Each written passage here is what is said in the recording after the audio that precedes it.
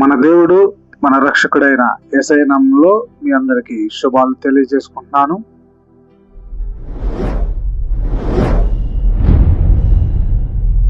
ఈ మే నెల 20వ తేదీన దేవుడు మనకు ఒక వాగ్దానాన్ని బయలుపరుస్తున్నాడు.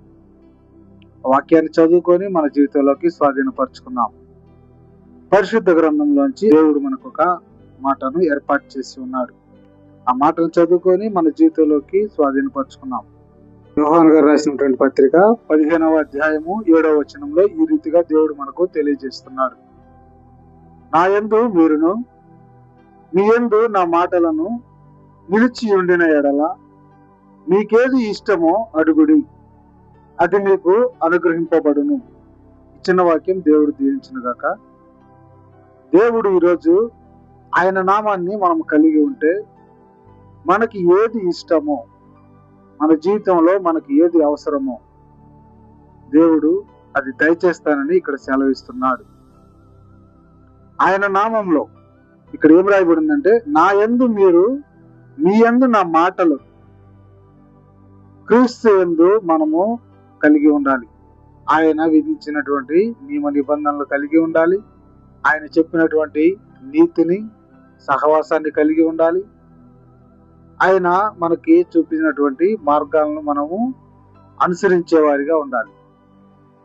మీరు నా యందును మీ యందు నా మాటలను, ఆయన ఏమైతే మనకు బయలుపరిచారో, ఈ పరిశుద్ధ బైబిల్లో ఆయన ఏదైతే మనకు తెలియజేశారో వాటిని మన నిజ జీవితంలో మనము కొనసాగిస్తూ అనుసరిస్తూ ఉండాలి.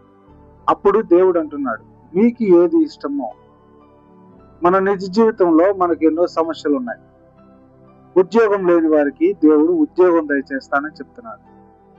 నీకు ఏది ఇష్టమో, ఆయనకి ఇష్టమైంది నీకు ఇస్తానని చెప్పట్లేదు. నీ జీవితంలో నీకు ఏది ఇష్టమో అది దేవుడు నీకు ముందుగానే రాసి పెట్టి ఉన్నాడు. నీ జీవితంలో నీకు ఏది అవసరమో ఆయన ముందుగానే లిఖించి ఉన్నాడు. నీ కొరకు ఒక తలంతుని దాచి ఉన్నాడు.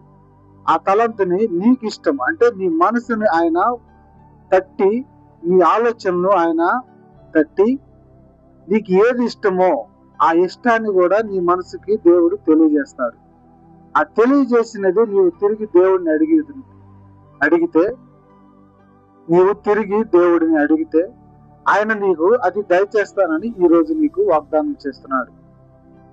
ప్రభు మనకి ఎన్నో తలంతులు ఇచ్చున్నాడు, ఎన్నో ఆశీర్వాదాలు ఇచ్చున్నాడు. వాటిలో కొన్ని నీ కొరకు దాచి ఉన్నాడు. ఈ జీవితంలో బిడ్డలు లేనటువంటి ఆడబిడ్డలకు బిడ్డల గల తల్లులుగా మారుస్తాను. అది నీకు ఇష్టం అయితే దేవుణ్ణి నువ్వు ప్రార్థన చెయ్యి. దేవునికి ప్రార్థన చెయ్యి, నాకు సంతానం కావాలి. అది ఎవరైనా సరే, ఆడ మగ, అది దేవుడు చూసుకుంటాడు. నీకు ఏది ఇష్టమో అది దేవుడిని అడుగు, దయచేస్తాడు. నీకు ఉద్యోగం అవసరం అయితే ఉద్యోగం అడుగు. నీకు వ్యాపార దృష్ట్యా ఆలోచన ఉంటే వ్యాపారంని దేవుడి నామంలో అడుగు. నీ జీవితంలో ఏదైనా సరే నీకు ఏది ఇష్టమో అది నీకు నేను దయచేస్తాను. ఎప్పుడు? ఆయన నామంలో, ఆయన మాటలను మనం కలిగి ఉన్నప్పుడు. నీ కష్టంలో ఉంటే నీ కష్టాన్ని తీరుస్తాడు. నీ ఆలోచనల్ని దేవుడు సఫలపరుస్తాడు. నీకు ఏది అవసరమో దాన్ని దేవుడు దయచేస్తాడు. అడుగు. దేవుడిని ముందు నీవు అడిగి ప్రార్థించు. నీ ప్రార్థన వలన సమస్తము సాధ్యమే.